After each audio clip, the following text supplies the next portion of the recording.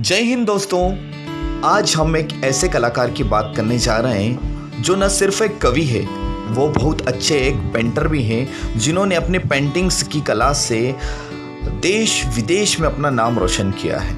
उन्होंने राजगढ़ जैसे एक छोटे से शहर से अपनी शुरुआत करके अपना नाम देश और विदेश में फैलाया है। वे एक अंतर्राष्ट्रीय कलाकार हैं और जिनकी कला बिल्कुल ही अद्भुत है। वे कवि भी हैं और अंतर्राष्ट्रीय कलाकार भी हैं।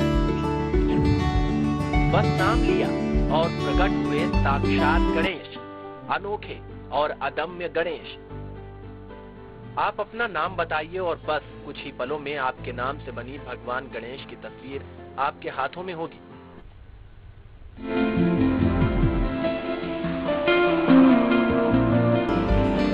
तो आइए दोस्तों, जाने उनकी जीवन से जुड़ी अनसुनी बातें और कुछ मजेदार किस्से। नमस्कार दोस्तों, आपका मेरे वीडियो में बहुत बहुत स्वागत है। दोस्तों, आज हम जिस शख्स को बुलाने वाले हैं, आज हम जिस शख्स की चर्चा करने वाले हैं, वो न केवल एक कवि है, बहुत अच्छे आर्टिस्ट भी है, बहुत अच्छे कलाकार हैं। उनके बारे में हम क्या क्या कहें। वो कवि है, एक चित्रकार है, एक डांसर है और न जाने कितनी प्रतिभा उनमें छुपी हुई है। और इन प्रतिभाओं से उन्होंने न सिर्फ भारत में बल्कि भारत के बाहर भी अपनी कला का परिचय दिया है, अपनी कला का लोहा मनवाया है। उन्होंने दुबई, रशिया, न जाने कहां कहां पर अपनी पेंटिंग्स की प्रतिभा को बताया है। हम सभी युवाओं के लिए वो एक प्रेरणा का स्रोत है। तो आइए दोस्तों, राहुल जी के जीवन से जुड़े हुए कुछ रहस्य, कुछ किस्से जानते हैं आज उन्हीं की जुबानी। तो मिलते हैं राहुल जी से। तो दोस्तों, राहुल जी हमारे साथ आ चुके हैं। राहुल जी, आपका बहुत बहुत स्वागत है। कैसा लग रहा है आपको? देखिए दोस्तों, बात ये है कि एक्चुअल में राहुल जी जो है वो हमारे बचपन के दोस्त हैं, मेरे क्लासमेट रहे हैं और कितने जुगाड़ू है, कितने लड़ाकू है, हमको अच्छी तरीके से पता है। तो हमें कोई परिचय ज़्यादा देने की ज़रूरत नहीं। बट एक खुशी की बात है, बहुत खुशी की बात है कि एक अंतर्राष्ट्रीय कलाकार बन चुके हैं और काबिल तारीफ इन्होंने काम किया है, उसकी हम बात नहीं कर सकते हैं। तो राहुल जी, कविता लिखने की प्रेरणा आपको कब से मिली? संदीप जी, मैं कविता तो लगभग 8 या 9 साल का था, तब से लिख रहा हूँ जी। तब मैं कुछ टूटी फूटी लिखा करता था। तब इतना परिपक्व भी नहीं था, मैं समझता भी नहीं था कि क्या चीज़ होती क्या नहीं होती। शब्द चलते थे, राइम चलती थी, उससे लिख लिया किताबों पर, धीरे धीरे बोलने का प्रयास करते थे। पर परिपक्वता आई लगभग मैं 10th क्लास तक आ गया था। उसके बाद मेरी जो कविता है वो फिनिश, मतलब एक चमक आने लगी। तो आपने स्टार्टिंग से हास्य का प्रयास नहीं किया? आपने ये नहीं सोचा कि मुझे श्रृंगार के लिखना, हास्य की? आपने वीर रस की कविताएं लिखी? मेरा शुरू से लगाव देश प्रेम में था। जी। अभी भी देश प्रेम में, वो हर काम देश प्रेम के लिए करता हूँ, देश के लिए करता हूँ। मैंने शुरुआत से जो लिखा है वो देश प्रेम के लिए लिखा है। कुछ लिखी चुनिंदा कविताएं मेरी है, कुछ पंक्तियां हैं जो श्रृंगार पर, परंतु मेरा जो रस रहा है वो अधिकतर वीर रस की रहा। तो राहुल जी, आपसे हमारा दूसरा सवाल, यदि आपसे पूछा जाए कि अक्षर गणेश जी बनाना है और कवि सम्मेलन करना है, तो दोनों में से आप पहले प्रायोरिटी किसके देंगे? ये तो बहुत कॉम्प्लिकेटेड है। अच्छा। क्योंकि दोनों ने मुझे फर्श से अर्श पे ले लिया है। जी। दोनों चीजें मैं कवि सम्मेलन भी करता था, तब भी मेरा अच्छे थे। कवि सम्मेलन बाहर भी हुआ, यहाँ पर भी हुआ, मध्य प्रदेश में भी, मध्य प्रदेश के बाहर भी हुआ, राजस्थान में भी। लेकिन ऐसे कैसे, जैसे जो हमारा अक्षर गणेश है, अक्षर गणेश ने भी मुझे यहाँ तो जितनी सफलता दिलाई उतनी मुझे बाहर भी दिलाई, देश का नाम रोशन किया। मैं इसलिए दोनों को लगभग बराबर ही रखना चाहता हूँ। जी जी। क्योंकि दोनों हिंदी भाषा से सिमिलर है, दोनों हिंदी भाषा के लिए ही काम करते हैं। परंतु आपको जैसे ज्यादा सफलता जो अक्षर गणेश से मिली, देखा जाए तो आपका इंटरनेशनल जो नाम चलता है जी, वो अक्षर गणेश में चलता है। जी। तो आप ऐसा नहीं सोचते हैं कि मुझे कवि सम्मेलन अब बंद कर देना चाहिए या मुझे अक्षर गणेश ही करते रहना चाहिए? अंतर्राष्ट्रीय कलाकार में घोषित हो चुका हूँ जी। लेकिन इसके पहले मुझे बहुत सारी जगह से, जहाँ पर मेरे बैनर्स हुए थे, वहाँ पर राष्ट्रीय कवि के नाम से भी जानते जी। तो पहले राष्ट्रीयता वहाँ से मिली है, देश के लिए नाम करने का। और उसके बाद अब देश का नाम विदेशों तक करके आया। तो मेरे लिए दोनों ही बराबर ही रहेंगे। चाहे मुझे कवि सम्मेलन को बुलाएंगे, मैं देश प्रेम के लिए करूँगा और मैं चित्रकारिता करता हूँ, कोशिश करूँ। राहुल जी, एक सवाल मेरे मन में काफ़ी दिन से था कि लॉकडाउन के पहले की बात है, आपका रशिया के लिए चयन हुआ था। वैसे आपकी पेंटिंग्स वहाँ पे लगी है, पर आपका चयन रशिया के लिए हुआ था, आप नहीं जा पाए, तो आपको कैसा फील हुआ? देश के लिए करना था, देश के लिए लॉकडाउन लगा था, हमारे देश को बचाना था। तो देश को बचाने के लिए चाहे लॉकडाउन लगे या साल भर, 3 महीने या साल भर, तो मैं देश में ही रहूँगा। मेरी पेंटिंग्स जो थी वो गई थी रशिया, बिल्कुल हो गई है, वहाँ पर सिलेक्ट भी हो गई है। कुछ प्रोग्राम बाद में होंगे, पोस्टपोन हो गए, लेकिन एक कार्यक्रम हमारा हुआ था, जयपुर इंटरनेशनल कैलीग्राफी फेस्टिवल जो हुआ था, तो उसमें बाहर के कलाकार आए थे और मेरी खुद की हिंदी कलाकृति लगी थी, कैलीग्राफी लगी थी। तो मुझे कोई अफसोस नहीं है कि बाहर में जा नहीं पाया, पूरे देश के लिए तो कुछ करने के लिए तैयार। जी बिल्कुल, ये देश प्रेम आपका जो है वो आपकी पेंटिंग्स में भी दिखता है। जी।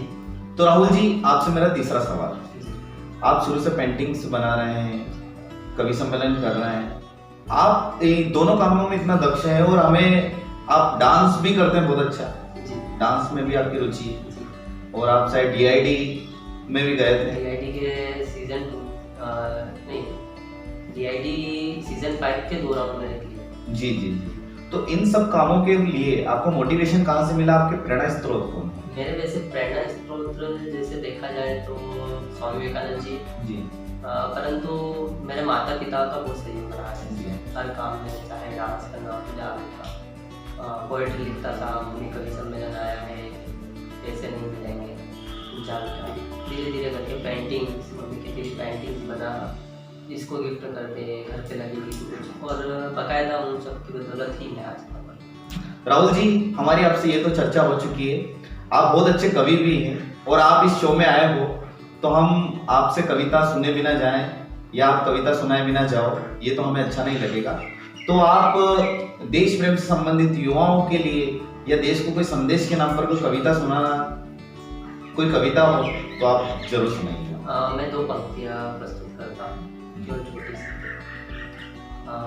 हम अधिकतर देखते हैं कि देश प्रेम लोग कब जागृत होते हैं देश प्रेम के लिए, 15 अगस्त, 26 जनवरी या शहीद दिवस। तो मैं शहीदों के लिए कहना चाहता हूँ कि एक दिन नहीं होता शहीदों का, एक दिन नहीं होता शहीदों का, उनका तो पूरा साल होता है। किसी का भी हो, परंतु भारत माता होता है, और लहू एक कतरा त्याग दे जो मातृभूमि पर, वही शहीदों का बलिदान होता है। तिरंगा भी जिसके समक्ष झुक जाए, वही शहीदों का सम्मान है। क्या बात, आपकी कविताओं में ऐसा जोश है, वो बातें हैं कि जो युवाओं को खींच लाती कहीं ना कहीं। और इसी बात से मैं आपको एक बात मुझे याद आई कि आपके इंस्टाग्राम पर, फेसबुक पे युवाओं की जो है वो ज़्यादातर भीड़ लगी होती है, और लगभग आप जब भी मैं देखता हूँ आपकी इंस्टाग्राम पे, फेसबुक पे, तो आप कुछ ना कुछ क्रिएटिविटी करते रहते हैं। जैसे अभी पिछले दिनों की बात करें तो आपने गणेश जी की मूर्ति जो बनाई थी, तो इसके लिए मतलब आपके दिमाग में कैसे ख्याल आया? संदीप जी, उसका विचार ये था कि मैंने अधिकतर देखा है जब गणपति विसर्जन होता है तो नदी की आड़ पे बहुत सारे ऐसी मूर्तियाँ रहती हैं जो विक्षिप्त रहती है, जो टूटी हुई रहती है, और कुछ मूर्ति का विसर्जन, मतलब जब गणेश स्थापना करते हैं तो धूमधाम से करते हैं, परंतु मूर्ति का जब विसर्जन करना रहता है ऊपर से फेंक दी नीचे, उनसे किस रूप में जाती है, कैसे खंडित होती है, उससे पर्यावरण भी दूषित होता है क्योंकि पीओपी की मूर्तियाँ रहती हैं। तो मेरा विचार ये आया था कि हम क्यों ना माटी के गणेश जी बनाए, और 50 माटी के गणेश जी बनाए, 50 से ज़्यादा बनाए, एक्चुअली ऑर्डर बाद में आते हैं, परंतु 50 माटी के गणेश जी बनाए और उन्हें हमने मुफ्त में वितरण किया, लोगों तक पहुँचा। और हमने उसके साथ एक और कार्य भी किया है, एक बीज है, गणेश जी में बीज है, और वो मूर्तियों के लिए हमने सबसे निवेदन भी किया है कि आप अपने गमले में या कहीं पर आपके पास में यदि आप पेड़ पौधे उगाते हैं तो वहाँ पर पानी डालें तो उन्हें वहीं पर विसर्जित करें, क्योंकि जो बीज है वो गणेश जी के बाद जब वो उगेगा तो पर्यावरण को एक सौहार्द मिलेगा। बिल्कुल। राहुल जी, मेरा एक और सवाल है आपसे। अक्षर गणेश जी जो आप बनाते हैं, तो अक्षर गणेश जी जब बनाते वक्त आपको कितना समय लगता है, और आप जब बनाते हैं तो आपके मन में क्या ख्याल होता है कि मतलब मैं किस लिए बना रहा हूँ? एक्चुअली संदीप जी बात है कि मूड रहना चाहिए जी। यदि मूड रहता है तो लगभग 4 मिनट या 5 मिनट में अक्षर गणेश जी बन जाते जी बिल्कुल। और यदि मूड नहीं रहता, आपको पता कलाकारों की, क्योंकि आप खुद एक अच्छे कलाकार हैं, हाँ तो कलाकारों का रहता मूड नहीं रहता है तो कुछ भी काम हाँ, मैं भी बहुत अच्छा कलाकार हूँ, मेरे को नींद आती है तो मैं सो जाता हूँ। तो कलाकार तो ऐसे भी देखा जाए जी, तो बिल्कुल। कहा जाता है कि कलाकार सबसे ज्यादा आलसी होता है। आलसी होता है कलाकार और कलाकार बहुत पागल भी होता है, और जो पागल होता है वही कलाकार होता है। शायद सही है, मैं हूँ। जी बिल्कुल। तो राहुल जी, मेरा अंतिम सवाल है, इसके बाद अंत में हम आपकी एक और कविता सुनेंगे। आपके आने वाले प्रोजेक्ट कौन कौन से हैं, आप क्या काम करने वाले हैं? मेरा अभी देश प्रेम से रिलेटेड चल रहा है, कुछ एक मूवी बनाने का चल रहा है, शॉर्ट मूवी जो चाणक्य के ऊपर है और स्वामी विवेकानंद जी के ऊपर है। बिल्कुल। ये दो मैंने प्रोजेक्ट कर रखे हैं, या कभी हुआ शॉर्ट मूवी नहीं तो वेब सीरीज बनाऊंगा।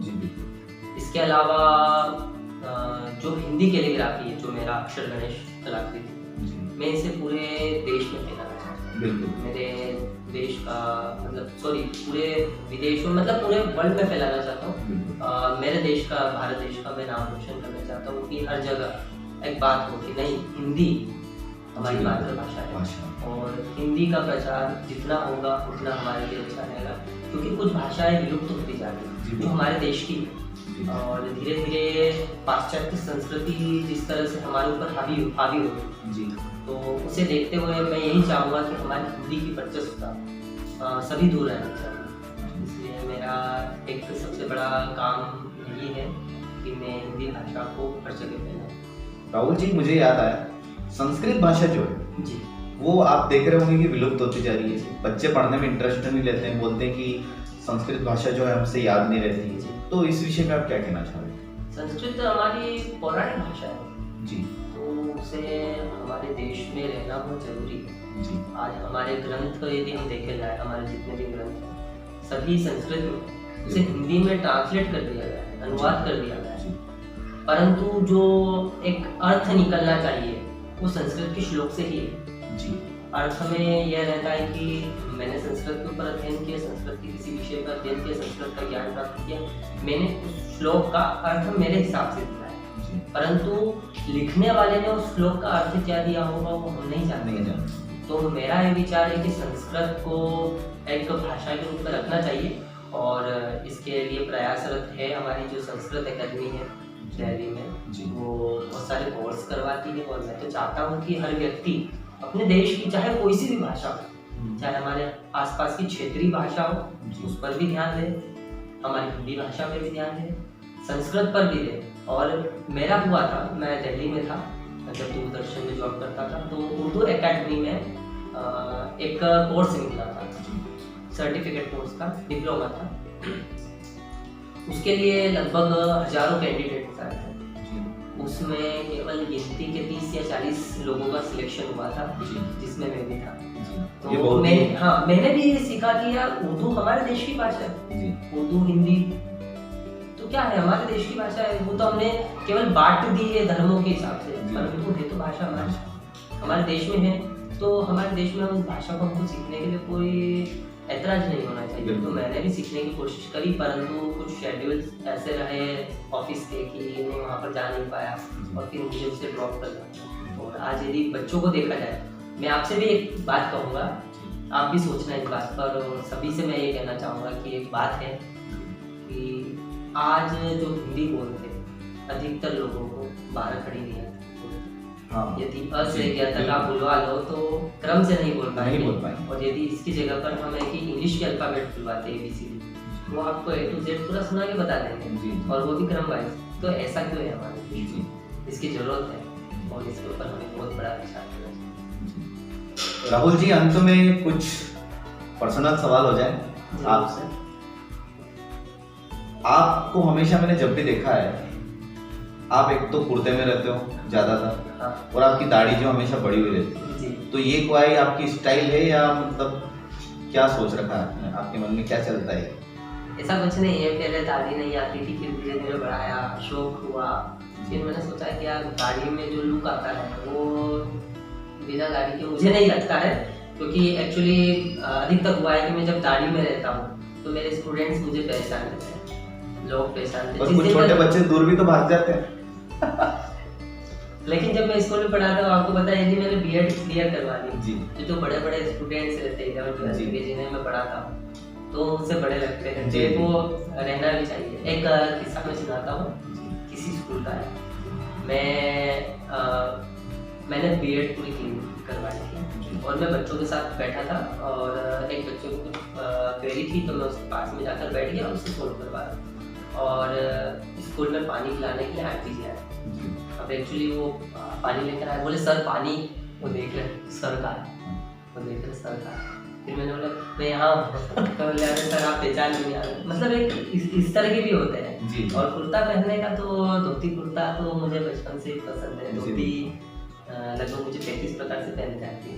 ओह, ये भी आपका एक टैलेंट है, मतलब कितने सारे टैलेंट छुपा रखे हैं आपने। नहीं बस ज्यादा नहीं है। हाँ, फिर हम उस हिसाब से आपसे सवाल पूछते हैं। जी नहीं, बस एक टैलेंट आपसे लेना है मुझे म्यूजिक का, जो थोड़ा बहुत है मुझे, पर थोड़ा बहुत आपसे लूंगा। समझ आया। राहुल जी, एक और मेरा अंत में पर्सनल आपसे सवाल था, शादी कब कर रहे हैं आप? वक्त कब आएगा? कुछ अच्छा मिल जाए, मतलब एक अच्छे की तलाश है।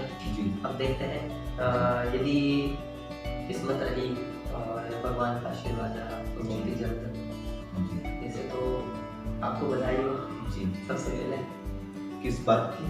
आपकी शादी हो गई? हाँ, शादी हो गई जी। और जो हमेशा शादीशुदा लोगों का जीवन होता है वो मैं जी रहा हूँ और बड़ी खुशी खुशी। उम्मीद करता हूँ ये जीवन आपको भी मिले। जरूर जरूर, जल्दी आएगा। राहुल जी से हम जानना चाहेंगे, आपसे एक उम्मीद है कि एक कविता आप में और फिर से सुना दें। मैं अधिकतर बच्चों के साथ ही रहता हूँ। जी। 24 घंटे सेवा का मैंने मौका लिया है कि जी, कोई जी। विद्यार्थी भी मुझे फोन करता है तो मैं जी। उसे 24 घंटे, चाहे रात को भी करेगा तो मैं जी, उसे बिल्कुल। सहयोग करता हूँ, और चाहे किसी भी क्षेत्र में रहता जी, है। बिल्कुल। तो मैंने सफलता के ऊपर एक कविता लिखी है, वो जी, कविता बिल्कुल। सुनाना चाहूँगा। वैसे बहुत सारे प्रोग्राम्स में मैंने सुना रखी है, जी जी। लेकिन मैं एक और बात बट आज हम सुनना चाह रहे जी, जी। हैं, हमारे दर्शक सुनना चाह रहे हैं। कि हम अधिकतर देखते हैं कि कभी सफलता हमें एकदम से नहीं मिलती। जी। मुझे भी आज सफल होने में इतना समय समय लगता लगा है है, बिल्कुल। और मेहनत करनी पड़ती है। जी। ऐसा नहीं रहता है, जैसे कहते हैं कि करत करत अभ्यास के जड़मति कोई सुधार रसरी आवता है। तो मैंने एक सफलता के ऊपर कविता लिखी कि हर किसी के हाथ सफलता नहीं मिलती। जी हर किसी के हाथ सफलता नहीं मिलती, हर किसी के साथ खुशी नहीं बनती, और पलते नहीं जिनके सपनों में दृढ़ निश्चय। सफलता उन्हें हर चीज नहीं मिलती, मंजिल पाने के लिए दौड़ना पड़ता है, दुकानों पर कामयाबी नहीं मिलती। अरे रुक गए मेहनत करते हुए तो हौसलों को उम्मीद नहीं मिलती, चलना तो पड़ेगा राह में, ठोकर तो एक रुकावट है, और कांटों की सेज पार करोगे तभी फूलों की सजावट है। अरे उड़कर गिरने पर भी परिंदा हार नहीं मानता, विफलता के मायने सोच वह आसमान को ताकता। अरे टूटने पर भी वह पंख फड़फड़ाकर उड़ आता है, और असफलता को छोड़ना सफलता। क्या बात है राहुल जी, बहुत बहुत स्वागत है। ये आपकी यही कविताएं जो हैं वो युवाओं में जोश भरने का काम करती है, और इन्हीं कविताओं से जो आज आपसे इतना यूथ जुड़ा हुआ है, यही कोई कारण है कि आप युवाओं में हमेशा जोश भरने का काम करते रहते हैं। तो दोस्तों, हमने राहुल जी से यहाँ पर बहुत सारी चर्चाएं करी। हम उम्मीद करते हैं राहुल जी कि आप इसी तरह के प्रोजेक्ट, इसी तरह से देश का नाम विदेशों में भी रोशन करते रहें, और आपकी वीर रस की कविताओं से युवाओं में हमेशा जोश भरते रहें। हम आपके मंगलमय जीवन की कामना करते हैं, और यह उम्मीद करते हैं कि आप हमें इसी तरह से मिलते रहेंगे, युवाओं में आपका मार्गदर्शन मिलता रहेगा, और न सिर्फ राजगढ़ का, पूरे देश में, पूरे विदेश में सब दूर आपका नाम जो है वो रोशन हो। और आपने इस तरह से बात की है कि आप हिंदी जो मातृभाषा को एक बड़े दर्जे पर ले जाना चाहते हैं। वैसे ले जाने की जरूरत नहीं है, हिंदी इतनी वाकई में बड़ी है, परंतु जो आप उसका प्रतिनिधित्व कर रहे हैं इसके लिए बहुत बहुत धन्यवाद। और राहुल जी, आपने अपना अमूल्य समय निकालकर आप हमारे बीच आए, उसके लिए भी बहुत बहुत धन्यवाद। तो ये थे राहुल जी जिनसे हमने चर्चा की है। राहुल जी जो है वो अपने आप में एक ऊर्जा से लबरेज व्यक्ति हैं, जिन्होंने इसी ऊर्जा के दम पर, इसी ऊर्जा के बल पर, इसी प्रेरणा के दम पर उन्होंने जो भारत का नाम है, वो रशिया की बात करें, दुबई की बात करें, ऐसे कई देशों में भारत का नाम पहुंचाया है। और मैं सभी युवाओं, जितने भी मेरे दर्शक इस चैनल को देख रहे हैं, मैं उनसे कहना चाहता हूं कि आप भी अपने जीवन में स्वामी विवेकानंद जी हो, आप जिसे भी मार्गदर्शक मानते हो उन्हें मानकर अपने जीवन में आगे बढ़ने की कोशिश करते रहिएगा, आपको सफलता जरूर मिलेगी। तो दोस्तों, हमने राहुल जी से यहाँ चर्चा की है, इसी तरह की चर्चा हम आगे भी करते रहेंगे। यदि आपको ये चैनल अच्छा लगे तो आप लाइक करें, शेयर करें, सब्सक्राइब करें। तब तक के लिए जय हिंद, जय भारत।